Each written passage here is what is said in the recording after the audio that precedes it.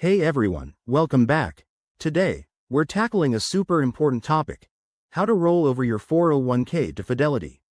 If you're switching jobs, retiring, or just want more control over your retirement savings, this step-by-step guide will make the process straightforward and stress-free.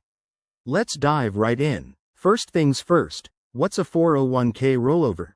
It's essentially moving your retirement funds from your old employer's plan to a new account, like one at Fidelity, without triggering taxes or penalties, as long as you do it right. Why Fidelity? They offer a wide range of investment options, low fees, and user-friendly tools to help your money grow. Plus, it's a trusted name in the financial world. Step 1. Start by reviewing your current 401k. Log into your old plan's website or contact your provider to check your balance, vested amounts, and any restrictions.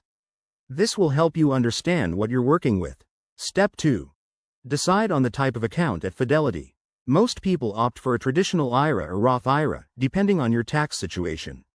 Fidelity has great resources to help you choose. Step 3. Open a new account with Fidelity if you don't have one already. Head to their website, sign up, and select the IRA option.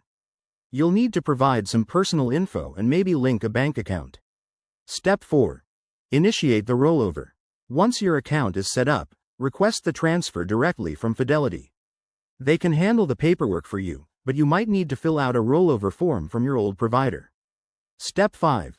Transfer the funds. This could take a few days to a couple of weeks.